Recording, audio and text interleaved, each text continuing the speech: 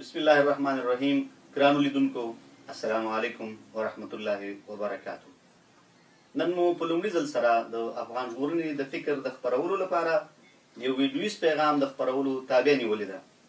په دغه ویډیویز پیغام کې به ښاغلی فهیم وردګ صاحب دغه فکري سند په اړه لیدونکو ته توضیحات ورکړي کوم چې ښاغلي وردګ صاحب او د افغان ژغورنې ټیم په ګډه جوړ کړی دی.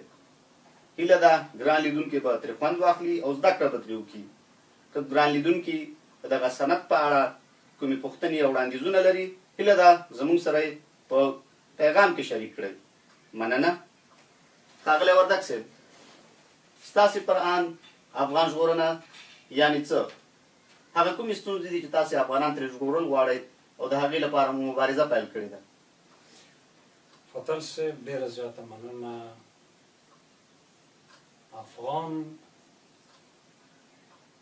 چې نن څومره وینه ورکوي، څومره وژل کېږي، څومره رټل کېږي، او د افغان د سر بیه کوم ځای ته راټیټه شوې ده په دنیا کې،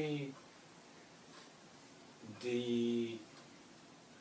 یوه هېواد د حیوان پوښتنه کېږي، زما په خاوره کې زما د انسان پوښتنه نه کېږي.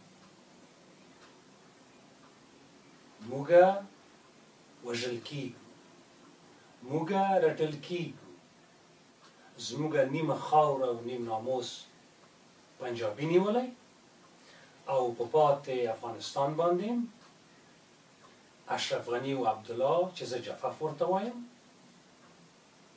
دوی د ناټو د امریکې سره په ګډه افغان ولس جنایت کوونکو او یرغلګرو قواو ته یرغمل کړی دی. اوس په داسې حالت کې د وژنې نه، د انسان وژنې نه، د افغان وژنې نه، د افغان بې عزتۍ نه، د افغان د نیواک نه بله غټه ستونزه نشته. موږ غواړو افغان د دې نه وژغورو، ځان وژغورو، د خپل سر وژغورو. دا ستونزې د نن نه دي راپیل، دا موږ ته د پیړیو راهیسې دا ستونزه راپاتې ده او غواړو د دغو ستونزو نه افغانان وژغورو. موږ نورې ستونزې ډېرې وړې کوچنۍ ستونزې لرو، خو تر هر څه نه اوچت د افغان انسان ژوند او سر او دا په خطر کې دی. دا ډېره غټه ستونزه ده، وژل کېږو هره ورځ. ته نه وینې؟ ستاسې هدف دا دی چې تاسو د افغان ژغورنې نه د افغان وژنې مخنیوی دی، او که نه ځینې نورې ستونزې هم شته چې تاسو غواړئ چې هغه د هغې نه افغانان وژغورئ، او که نه د یوازې د وژنې په ډګر کې تاسو افغان ژغورنې مخنیوی کوئ؟ موږ د ټولو مخنیوی کوو، د ټولو، خو زموږ لومړیتوب د افغان د ژوند ژغورنه ده. د دو ترڅنګ د ده د عزت، د خاورې، د اقتصاد، د زراعت، د مال، د پرمختګ، د دغو ټولو د ژغورنې لپاره او د دغو ټولو مسایلو چې په افغان ژوند پورې، د افغان انسان پورې اړه لري، د دې لپاره مبارزه کوو. یعنې ستاسو مبارزې لومړیتوب، اولیت یا پرایورټي صرف تاسې په اول سر کې د افغان وژنې یا د افغان د وینې تویېدلې مخنیوی دی. په اول قدم کې تاسو غواړئ چې افغان وژنه بنده شي، او وروسته بیا تاسو په ځان دپاره نور اولیتونه ټاکئ. د اوس وخت لپاره ستاسو یوازینی لومړیتوب صرف د افغان وژنې مخنیوی دی. هو بلکل، چې افغان ژوندی نه وي نو نور څه ورته کوي؟ انسان چې مړ شو نو هغو ته نه د تعلیم تابع کولی شي، نه یې حج ته لیږلی شي، نه مونځ پې کولی شي، نه ډاکټر ته یې جوړولی شي، نه بوټونه ورته اخیستی شي، نه کرګیله ورته کوی شي، نه جامې. مړي ته څه شي کوي؟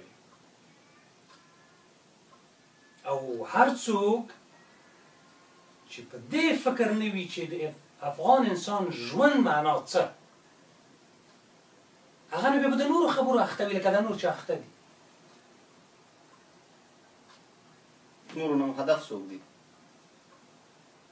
افغانستان کې دغه مدني ټولنې، سیاسي احزاب، په بهر کې دغه افغان ځوانان، زده کړیالان، مدني فعالان، دوی یو سره هم د افغان د ژوند د ارزښت خبره مطرح نه ده. ملا صاحب ورته ویلي دي چې اوس سړیه دا ته چې د دغه انسان د ژوند غمه نه خورې، ته وایې زه دنه ډاکټر جوړوم، او دا تا ډاکټر جوړ کړ، په ننګرهار کې په بام والوتو. تا د دنه انجینر جوړ کړ، په وردګو کې د موچي په تار حلال شو. تا د دنه مولوي صاحب جوړ کړ، د امریکې په بمبار په شهادت ورسېدو. تا د دنه معلم جوړ کړ، د دوستم لخوا په جنسي تیری وشو او ووژل شو. نو تا خو د ده د ژوند لپاره هېڅ هم ونه کړل. هغه شی چې د ده لومړیتوب و، هغه شی چې د ورځې تر ټولو نه مهمه او اړینه خبره او اړتیا وه، د مظلوم د غوښتنې موضوع وه، هغو ته تا ته پام ونه کړ. تا یې ځان دپاره دا زه غواړم او ویې غواړه وکړم. تر ننه پورې ډېرې داسې پېښې شوي دي. او د افغانستان دغه ډېری سیاسي او مدني حرکتونه په بهر کې دننه په افغانستان کې په دې ستونزه اخته دي. ډېره مننه وردګ صاحب محترم. ګرانو لیدونکو، د دغه ویډیوز پیغام دویمې برخې ته له یوې لنډې دمې وروسته راګرځو. هیله ده زموږ سره پاتې شئ. مننه.